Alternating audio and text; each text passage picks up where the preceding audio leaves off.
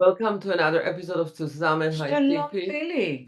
Tzili. Dr. Doron Navot, political science in Haifa, in the University of Haifa, and the head of the Arab Jewish Center.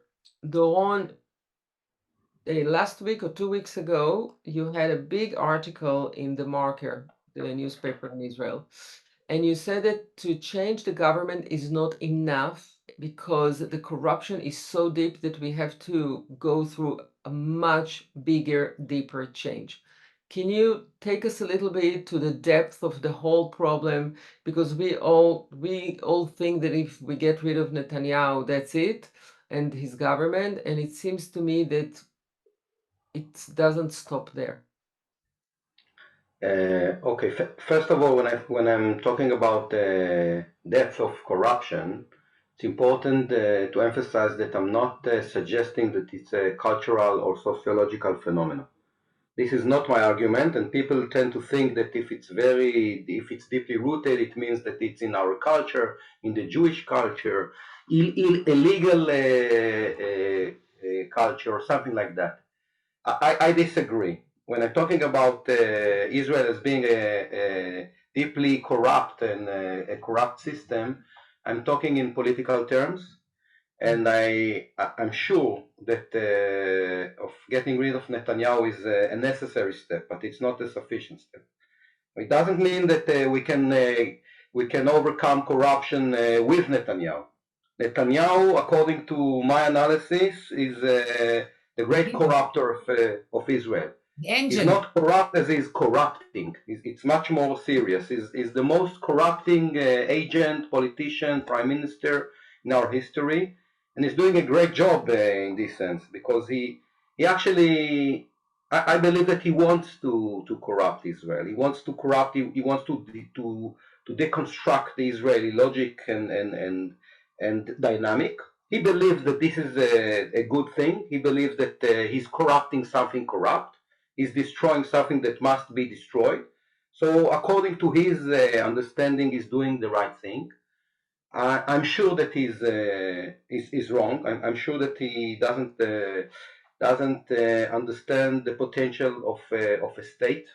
I think that his ideology and his private motives and his career and the fact that he's outsider, all this combination and other factors makes him a very, very bad prime minister. So we must get rid of Netanyahu and we must get rid of his government. However, it's not enough. It's not enough because actually, this is the kind of things that we were talking about, we've been talking about in the last year. Yeah. We have a problem with the political economy of Israel. We have a political economy that encourages selfishness, competitiveness, hate between people, and if we will not fix our economy, I believe that we will remain with the corruption without Netanyahu, but with all the potential to have a cruel society that actually doesn't leave much chances for ordinary people, because we are becoming more and more like the United States, and in the United States, actually, I believe that an ordinary citizen can't make his living. I mean, it's becoming impossible to live in the Western world. We make the condition that make life impossible, and then people are if you're Arabs, you're being violent and you're becoming criminal and you're killing people, and in Israel you're becoming corrupt or in sectors and all these things. So if we want to heal Israel, so we must change the government. We must get rid of politically Netanyahu, and we must fix our political economy. Otherwise, we will remain with all the potential for becoming and remaining corrupt. You know that I was reading the article and suddenly it hit me. We know that the medical institutions are not perfect, but there is one thing that they are doing. Every doctor has to take a test every 3 years in order to be up to date in terms of being a doctor, a physician. And I was thinking, why don't every parliament member should take every 2 years a test in ethics or what is democracy, and every teacher, will take a test of how to attend to the weakest student, or I don't know, a policeman every 2 years should take a test about how to handle free speech, etc., etc. We can go on, including journalists. What does it mean to be a journalist? There must be a system that everybody should refresh, his knowledge about what does it mean to be a parliament member, to be a judge even, everybody. I don't know, unless I don't know how to change. But Doron, how we're talking about democracy, and we're talking about Israel and the United States, and this system allows two leaders like Netanyahu and Trump To come back. to still be in charge. Something is wrong about something is very abusive about the system, the way it's allowing these people to stay or to come back to govern. First of all, I don't think that the problem is knowledge. You're talking about knowledge and education. Lack knowledge or awareness. Awareness, but I think that I don't think the problem is the political system. I don't think the problem is institutions, and I don't think that it's education. I think it's the economy. This is one of the my points in my paper. And so you analyze the situation as if we have problem with people who are not well educated, don't know their job. We need to test them every once in a while. No, not this is not what I said. We're talking about pure ethics, because basically, and I okay, think pure ethics. It's not something that we know how to examine. It's not that we have enough knowledge that we can say you have to pass this test, and otherwise you're not qualified for the job. We don't have this kind of ethical knowledge. Okay, we don't know how to do it, but what we do know that we do know that we need good people, and we do know that the political system discourage good people. Our political economy discourage good behavior. It encourage you to be selfish. You're not selfish. Capitalism? Yes, I'm speaking about capitalism. But capitalism can also be handled in a different way. Capitalism doesn't have to be abusive. Okay, but this is what he's talking about. Every system, let's say, doesn't matter what the name of the system, when you start the system, you have good intention, but it gets abusive and it gets corrupted, and then it basically. Therefore, I'm saying every 2-3 years, society recheck itself. We are in a disagreement, because I think that the capitalist system will not allow you to survive. So you will pass the test, and the crueler person will survive and not you, because he will bribe the tester, because he will find ways to pass the test, because it's a system that only the most cruel, the most selfish person can survive. So we have to change. So we have to change the economy from capitalism to the Western political economy encourages corruption. I believe that the United States is corrupt, and I believe that Israel is corrupt, and I believe that one of the reasons is capitalism, is the way that capitalism developed. We have all kinds of capitalism in the world. We have capitalism in North Europe, and it's more balanced. And so the what Israeli is stronger, the forces that want capitalism in the West, especially in the US, will never let you change anything. Okay, so my goal, my mission is to find people that can benefit from fairer capitalism. that are losing in this kind of jungle, because more and more people, and even wealthy people, are losing. It's a very tough and cruel system, and I'm trying to put a focus on this, because we all the time think about only politics or only sociology or culture or education or norms, and I think that it's not there. You can change all these things, but if you don't change the basic incentives, the structural economic incentive, what you're doing is grow. You will actually, people will realize that what they need to do is to be cruel and a liar and a cheater, and only the most cruel people will survive. This is what's happening in our politics. Why Netanyahu is our prime minister? Because he's very ambitious. Because he lost all his inhibition. He doesn't have any no inhibition. Right, I agree with you completely. This is not because the Israelis are idiots. It's also why Trump is going to be the next president. How can you explain that such a cruel? How do you think people, why the abused are worshiping the abuser? I really believe that today the greatest challenge to the West is to fix the economy.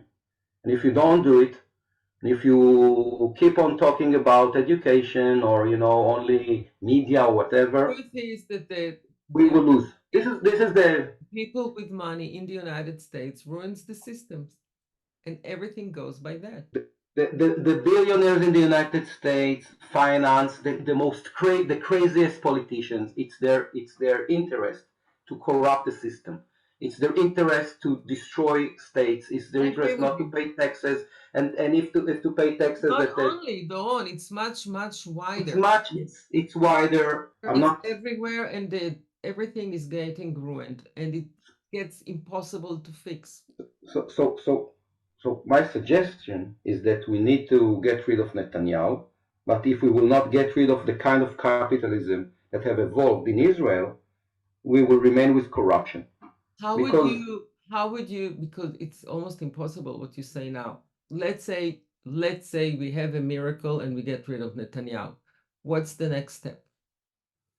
First of all, to talk about political economy.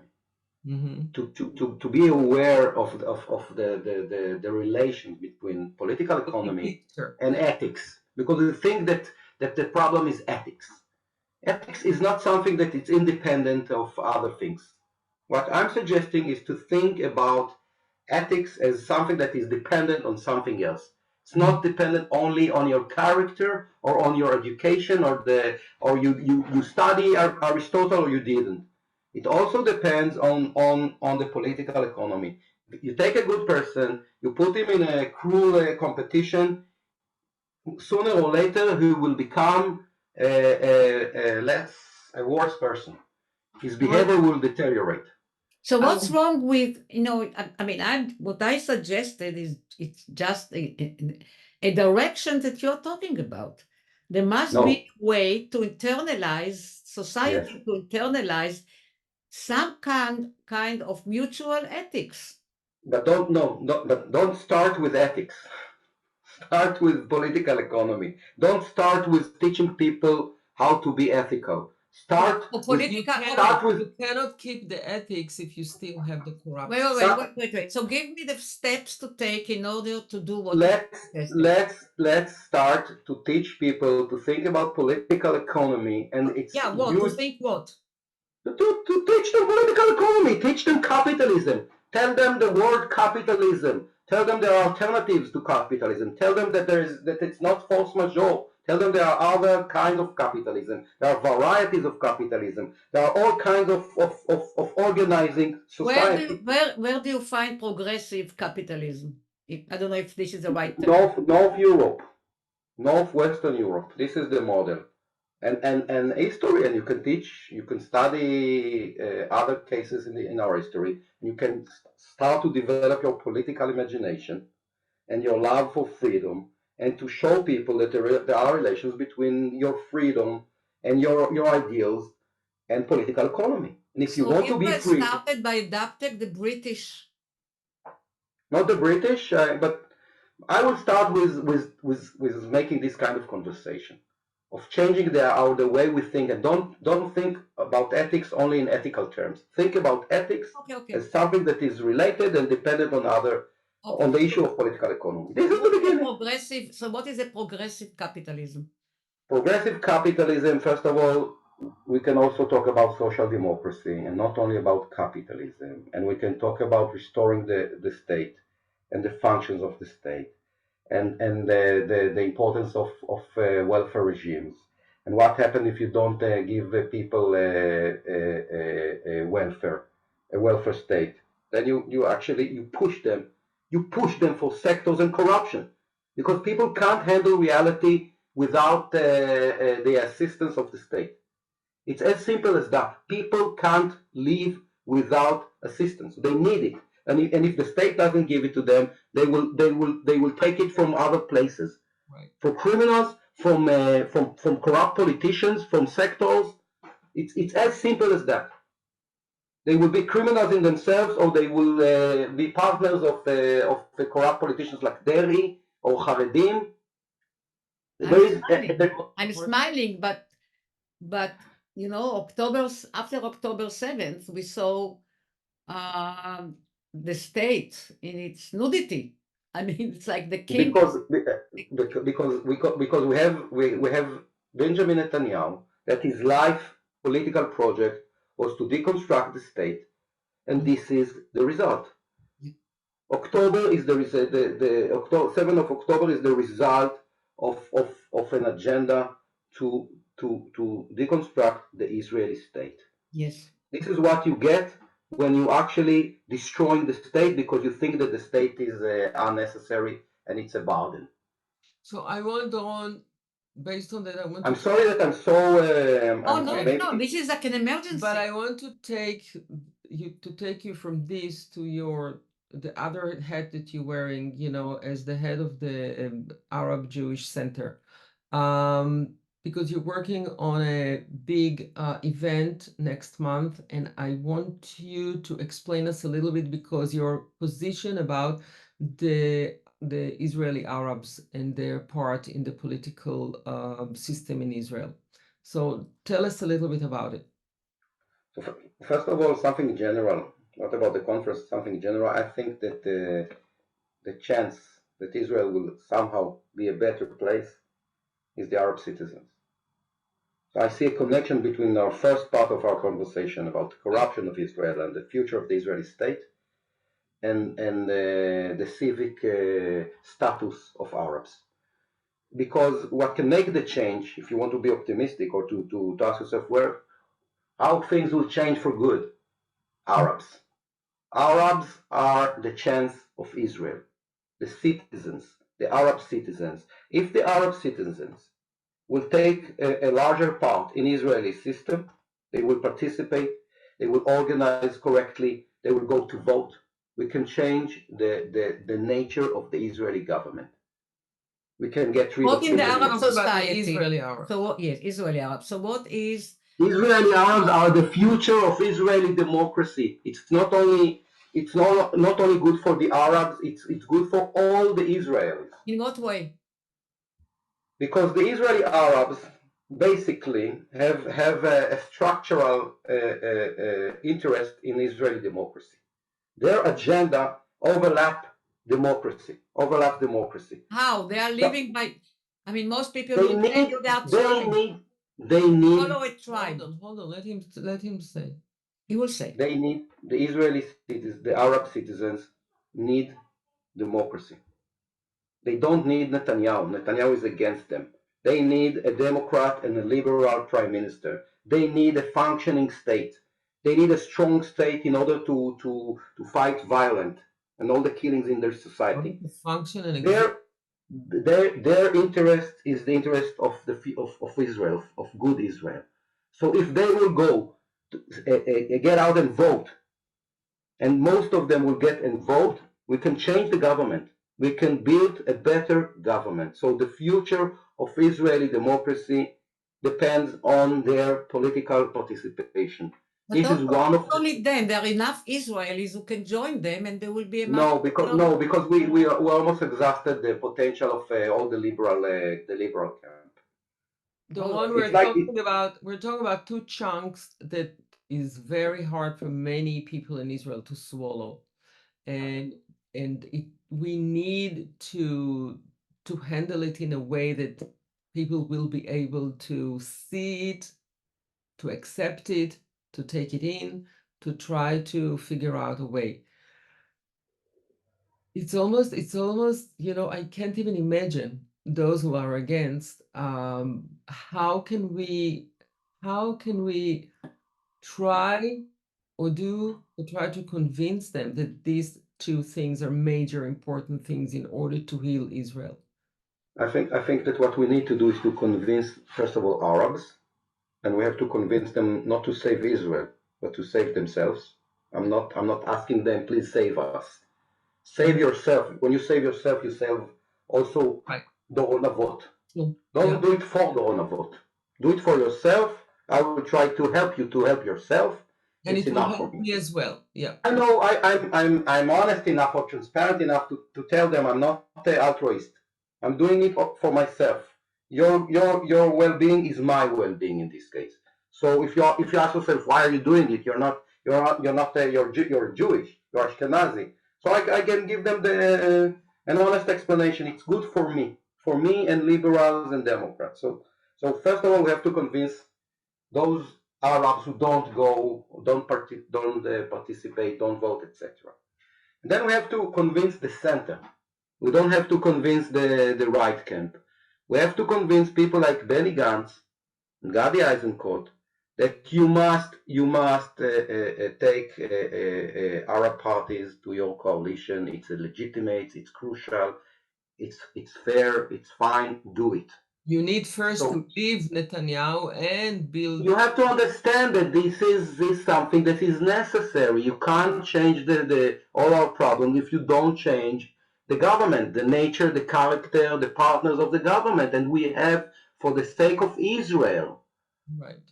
Do it for Israel. So one of the things what we do is to try to change public opinion or to make a different atmosphere in Israel. So the conference that we are doing next month actually is another step in a general attempt to change the public sphere, the public dialogue, the way we talk today after the disaster of October, and to tell people, look, this is our partners. We need Arabs for the sake of Israel, for the sake of Israel democracy. very So important. this is I think it's important. I think Haaretz, this is one of the reasons that Haaretz is a partner, and we are actually it's the University of Haifa, also Kadaya organization, and other associations, and together we're trying to restore a normal or the beginning of a normal public sphere discourse, Very something that we important. lost. But I have a question for you about the economy, and I don't know, it may be bold. Do you think the Arab citizens really got up one day and say, we are not going to wait for the state because it will take, it's almost useless. We are going to take care of us trying to flourish ourselves and not just feel we cannot be dependent. That they will rise and say, we cannot depend on the state of Israel. We have to do everything That's we can to make ourselves flourish or whatever, stand on our feet economically first and foremost. I think it's a great question, and the vast majority of Arabs realize that it's impossible to make it that they are dependent on the Israeli economy. Today, you can't make an independent economy in this world. How It's about simply the personal it's venture? impossible. No, it's impossible because you're part of the Israeli political economy. It's You have impossible. to create a state inside of state, and it's impossible. It's something, by the way, it's something that Afro Americans in the United States in the 19th century thought about it, and they realized a long time ago that it's impossible. Impossible to have an Arab יזמות, איך אומרים יזמות? No, it's impossible to have a political economy in a state, in a modern state, which is independent of the state. The nature of political economy is that you're dependent on the larger on the system. So how about You are part of the system whether you want it or not. So how about persuading, successful Jewish Israeli to do a co-venture with Arab? But you need This is one thing and this is another thing. You need both. But the most important thing is power.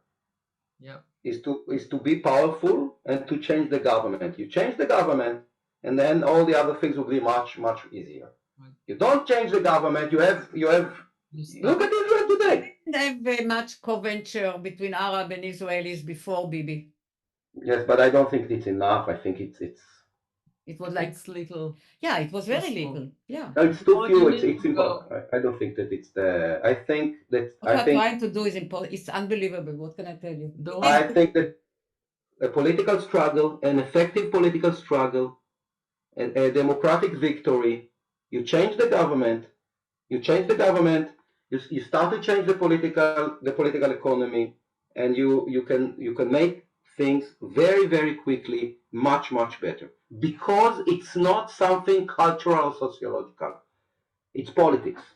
So who is going to be in the conference? Mansour Abbas is going to be in the conference. Ayman Odeh is going to be there. People from civil society are going to be there. Yuli Tamir. So we also have Jews in the conference. Hopefully I'm going to be there. And I hope people will watch us, will or participate or watch us in the via internet. We're going to broadcast it. Wonderful. On the beginning of March. Maybe Tzili will be there. Maybe you and Tzili. Tzili was in the previous one, and if I'm in Israel, of course I'll be there. Doron, you need to go, and thank you. We'll have to come again. You'll have to come again and again because we have to chew it up more and more and more and more till we convince everybody. Thank you. Yofi, thank you so much. Thank you very much. Thank you very much, really. See you soon. Bye, Tzip.